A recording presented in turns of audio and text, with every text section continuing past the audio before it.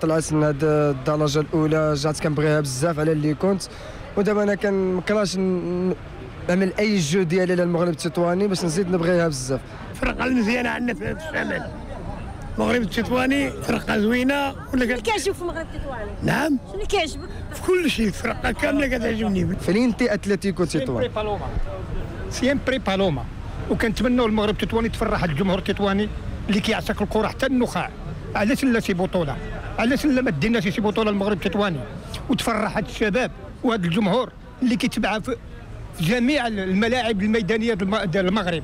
هذه حاجه عاديه دعوه عندهم مشريه، حيت الحق معانا ربي مولانا، كي العاده تكون معانا ونصرنا على عديالنا اللي ما يخافوا ربي واللي ظلمونا وبالزر تهمونا، عمركم لا ربحتونا حيت نبغيها من قلبي. في فضاء باب العقلة الشهير بمدينة تطوان حلاق اسمه كريم تربطه علاقات وطيدة بمجموعة من اللاعبين فريق المغرب التطواني.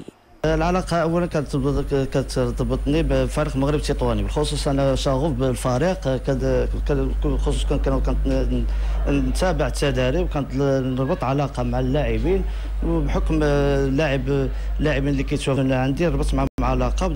على سبيل الذكر بعض الاسماء ديال اللاعبين كمصطفى الشادلي، حسين وشله كتربطني بعلاقه اخوه لحد الان، مديحي منصفي، جميع الملاعبين بن شريفه، جميع اللاعبين اللي جاوا كانوا استضفونا هنايا وكيجيو عندنا وكانوا اصدقاء معنا كيجيو لما كان لقاء ديال مجموعه من اللاعبين.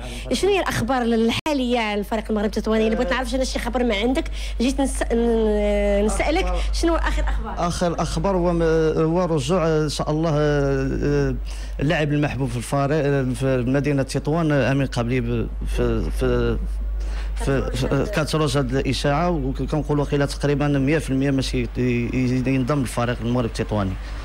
من قلب وسط المدينه الى الملعب، وسيله النقل التاكسي، وسائقو التاكسي لا يخفون حبهم الكبير لفريق اسمه المغرب التطواني. كنعرفوا الانطلاقه من المدينه لسنتر من اكثر كتكون من هنا، شحال كتاخذوا المحبين والمشجعين ديالنا؟ كيف بكثره. شحال؟ ب 3 دراهم من البلاصه. انت محب الفريق المغرب التطواني، شنو كيمثل لك المغرب التطواني؟ والمغرب التطواني بالنسبه لي راه فريق ديالي من سنين، وحنا كنبغيو المغرب التطواني. راه انا نقول من 65 وانا كنعرف المغرب التطواني، وحنا كسائقين احنا دائما مع المغرب التطواني. كتفرحوا ملي كتفرح؟ طبعا النتائج دائما كتفرحنا، وهذه السنين الاخيره اعطتني نتيجه ايجابيه، وحنا دائما كنفرحوا وكنسعدوا حين كنشوفوا الفريق البلاد ديالنا في المستوى. حيت كاينه شويه الخدمه نهار السبت. طبعا حين كتكون الفريق هنايا تطوان لعبه كتكون شويه دراواج، وحنا مع المشجعين ديال المغرب التطواني. بومبا المغرب سيما ديالنا عربي بومبا المغرب سيما ديالنا عربي بومبا المغرب هي ديالنا. بالفعل قصة عشق متواصلة